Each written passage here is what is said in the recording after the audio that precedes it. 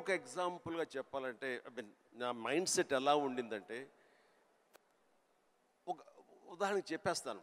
న్యాయం కావాలనే సినిమా, శారద గారు ఆఫ్టర్ లాంగ్ గ్యాప్ రీఎంట్రీ, ఆవిడ ఒక డిఫెన్స్ లాయర్, నా తరపున కొంగర జగ్గయ్య గారు ఒక డిఫెన్స్ లాయర్, రాధిక ఒక దాంట్లో ఉంది, క్రాంతి కుమార్ గారు పైన క్రేన్లో ఉండి ఆయన కొంచెం ఆపరేట్ చేస్తారు, though is a producer.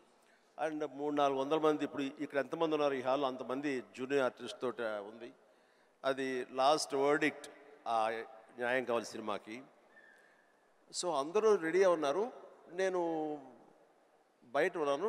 Assistant director వచ్చి పిలిచాడు. పిలిచిన తర్వాత గబగ వచ్చేస్తే నా బోన్లో నేను నుంచున్నాను.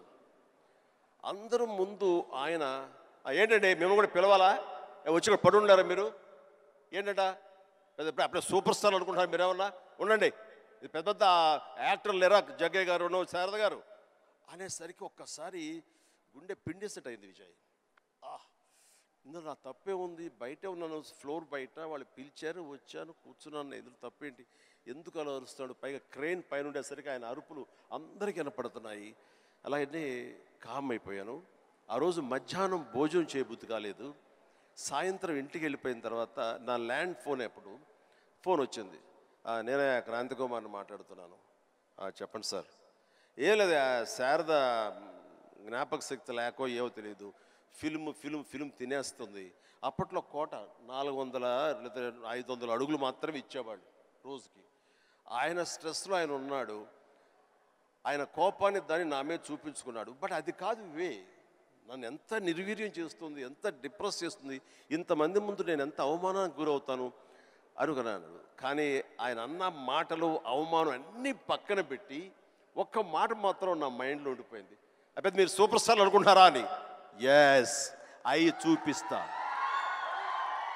ఆ ఒక్క ముక్క మాత్రం నా మైండ్లో, నా మదిలో ఉండిపోయింది. కసి పెరిగింది.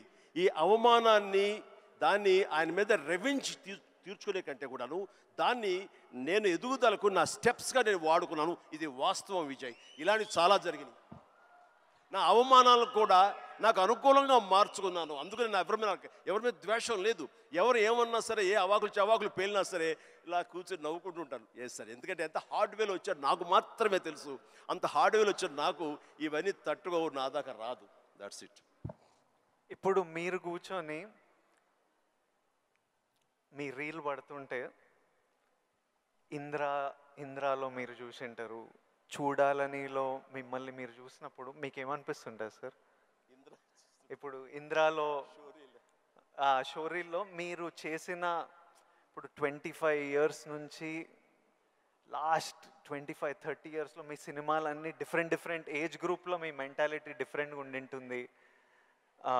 అప్పుడు మీ ఇమోషన్స్, మీ స్ట్రగుల్స్ డిఫరెంట్గా ఉండింటాయి. మీ టెన్షన్లు ఏదో సినిమాకి, ఇప్పుడు నాకు ఈరోజు ఫ్యామిలీ స్టార్ రిలీజ్ అవుతుంది, నా షోరీలు ఎప్పుడైనా వేసినప్పుడు నాకు ఎవడే సుబ్రహ్మణ్యంది పడుతుంటే ఆర్ పెళ్లి చూపులది పడుతుంటే నాకు సడన్గా ఆ రోజు నేను ఎంత భయపడుతున్నా నాకు గుర్తొస్తుంటుంది. అంత భయపడాల్సిన అవసరం లేకుండానే అని ఇప్పుడు అనిపిస్తుంది. కానీ ఆ రోజు ఎవరైనా వచ్చి చూస్తారా సినిమా, మన ఫ్యూచర్ ఏంటి, ఆ ఫస్ట్ సినిమాలు ఉంటాయి కదా. కొన్ని సినిమాలు చూసినప్పుడు అర్జున్ రెడ్డి అప్పుడు చూసినప్పుడు అప్పుడు ఎంత ర్యాష్గా ఉండేవాడిని, యంగ్ ఉండేవాడిని, మన జుట్టు వేరేలా ఉంటుంది, మన బాడీ వేరేలా ఉంటుంది, మన ఫీచర్స్ వేరేలా ఉంటాయి. మనం చూసుకున్నప్పుడే ఒకలాగా విచిత్రంగా అనిపిస్తుంటుంది, ఇమోషన్స్ వస్తుంటాయి. అలాంటిది మీరు ఇవన్నీ iconic films, for example Indra అయితే మేమంతా అసలు mad about Indra. Most of your films మీకేమనిపిస్తుంటుంది మీరు చూస్తున్నప్పుడు? నాకు పెద్ద తేడా ఏం లేదు. ఇప్పుడు మ్యూజిక్ వేసి వేడం బిట్ ఏమంటే వేస్తాను. ఇప్పుడు అప్పట్లో అలా వేశారు, ఇప్పుడు చూస్తుంటే ఇప్పట్లో అప్పట్లో ఆ రెండు నాకు ఇష్టం లేని పదాలు. ఎందుకంటే అప్పట్లో అన్నావంటే ఇప్పట్లో నువ్వేమి లేనట్టే అని నాకు అస్సలు అస్సలు కాదు. ఇప్పుడు ఇంకెక్కడో ఉన్నారు. అప్పట్లో కదా అని అనుకోను నేను ఇప్పుడేంటి, ఇప్పుడేం డెలివరీ చేయగలను, ఇప్పుడేం ఇవ్వగలను అనేది నా ఆలోచన. అలాగే ఉంటుంది. ఇప్పుడు మీరు అన్నట్లు ఇందాక షోరీలు చూస్తుంటే అయినా వేస్తాను ఇప్పుడు కావాలంటే అనిపిస్తుంటుంది. దానికి కావాల్సిన ఉంటుంది. అంటే ఫిజికల్గా అప్పుడంత యాక్టివ్గా ఉంటావా లేదా అనే దాని మీద ఎస్ మనది మభ్య పెట్టుకోకూడదు కానీ బట్ మిగతా ఎనర్జీ కానీ జోష్ కానీ అదే హుషారు, అదే రక్తం, అదే తీరు అంటే మాత్రం ఏం తేడా లేదు అది ఎప్పుడు. కానీ ఒకటి మీరు అన్నట్లుగా నేను అర్జున్ రెడ్డిలో చూస్తుంటే ఆ రోజు నా కాన్ఫిడెన్స్, నేను నా హెయిర్ స్టైల్, నా పొగరు, ఇవన్నీ చూస్తుంటే అవన్నీ మీ పెట్టుబడులు. ఎస్, అది మీ క్యారెక్టరైజేషన్. నా ఉద్దేశం, నా సలహా ఏంటంటే ఎప్పుడు వాటిని వదులుకోకండి. అవన్నీ కూడా మీకు ఒక మీ క్యారెక్టర్ నిలబెట్టేటటువంటి మీ చుట్టూ ఉండే కంచు కోటలు అవి. దాని నుంచి ఎప్పుడు షార్ట్ అవడం కానీ దాన్ని అలా ఉండదు. ఎప్పుడు అదే పొగరుతో ఉండండి, అదే యాటిట్యూడ్తో ఉండండి. You will be loved by many millions of the people. అది మీ ఎస్సెట్. అది ప్రతి వాడు ఒక ఎస్సెట్ ఉంటుంది. నేను తల్లగా అరే ఏమో దొబ్బుతున్నారు ఏంట్రా బాబు అన్నానుకో, ఆ డైలాగ్ నాకు అతకదు, నీకు అతుకుతుంది, నేను లైక్ చేస్తాను అట్లా. అందుకని మన దగ్గర ఏవే ప్లస్ పాయింట్స్ ఉంటాయో వాటిల్లోనే మనం ఓన్ చేసుకోవాలి, వాటితోనే మనం ఇంటరాక్ట్ అవ్వాలి, వాటితోనే మనం అట్రాక్ట్ చేసుకోగలగాలి. అందుకనే అవి మీ అసెట్స్ ఏమున్నాయో అది ముందు గుర్తించాలి. ఏ క్వాలిటీస్ అయితే ప్రజలు, ప్రేక్షకులు, ముఖ్యంగా మీ అమ్మాయిలు లైక్ చేస్తున్నారో దాన్ని మాత్రం వదులుకోవద్దు అంటారు. వదులుకోవద్దు. Yeah, please do it. Thank you sir. ఇంకొకటి మన ఇన్ఫ్లుయెన్సర్స్ తరపున ఇప్పుడు మనం రిలీజ్కి ఎట్లా స్ట్రెస్, మొన్న చాలామందితో మాట్లాడుతుండే, మనం రిలీజ్కి ఎట్లా ఫీల్ అవుతామో, సినిమా మంచిగా ఆడాలి, మంచిగా ఆడకపోతే మనకు ఎనర్జీ పోతుంది కొన్ని రోజులు. వాళ్ళకు మనకి ఇయర్లీ 1-2 ఉంటే వాళ్ళు రోజు ఒక రీల్ పెడుతుంటారు, రోజు ఒక వీడియో పెడుతుంటారు, ఆర్ వీక్లీ పెడుతుంటారు. పెట్టిన ప్రతిసారి వాళ్ళకి ఆ రీల్ ఎంత రీచ్ అయింది, ఎంతమంది చూశారు, ఎన్ని లైక్లు వచ్చాయి, వీటి మీద చాలా స్ట్రెస్ పడుతుంటారు. మళ్ళీ మనకు క్రిటిసిజం వచ్చినట్టు వాళ్ళకి క్రిటిసిజం వస్తుంటుంది. సో నన్ను అడుగుతున్నారు, మీరు ఎలా డీల్ చేస్తారు ఈ క్రిటిసిజంతో? మనకు సినిమా నడవనప్పుడు ఇష్టం వచ్చినట్టు అందరు మాట్లాడుతుంటారు, అది పార్ట్ ఆఫ్ లైఫ్. వాళ్ళకి ఇంకా మీరు వచ్చినప్పుడు ఇది ఇంకోటి, మీరు వచ్చినప్పుడు ఇట్లా సోషల్ మీడియా ఇలాంటివి లేవు. అప్పుడు క్రిటిసిజం, ఈరోజు క్రిటిసిజం, ట్రోలింగ్ ఇవన్నీ ఇట్లా అంటుంటాం. ఆ రోజు మీకేముండేవి ఆ టైంలో, అండ్ దాన్ని మీరు ఎలా డీల్ చేసేవారు?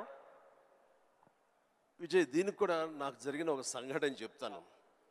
గ్రోయింగ్ స్టేజ్లో, సరిగ్గా మీరు అందరూ వినాలి, గ్రోయింగ్ స్టేజ్లో మనం చాలా వల్నరబుల్గా ఉంటాం, బిక్కుమంటూ ఉంటాం, రాణిస్తామా రాణించమా అనే సమయంలో.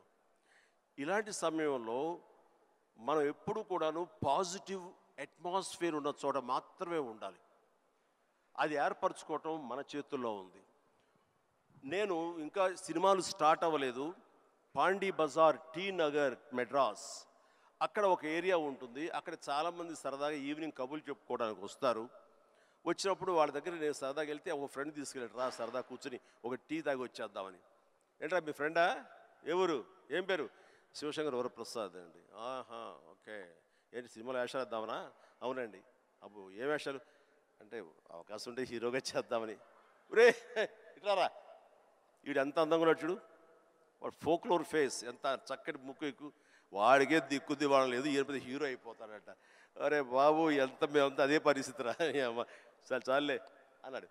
ఎందుకు హుషారుగా వెళ్ళిన వాడిని తిరిగి ఎంతో నిస్సారంగా డల్ అయిపోయి రూమ్కి వచ్చాను. వచ్చిన వాడిని ఎందుకు వెళ్ళానా అక్కడికి అని, నేను ఏ వ్యక్తిత్వ వికాస్ పుస్తకాలు చదవలేదు, ఏ గురువులు లేరు, ఏ సద్గురువులు లేరు, నాకు ఎవ్వరూ లేరు.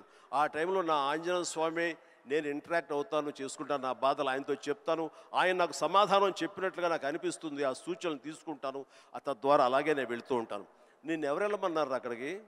వాళ్ళందరూ దిక్కుమాలి అదోలు కదా, ఫ్రస్ట్రేటెడ్ పీపుల్. అక్కడికి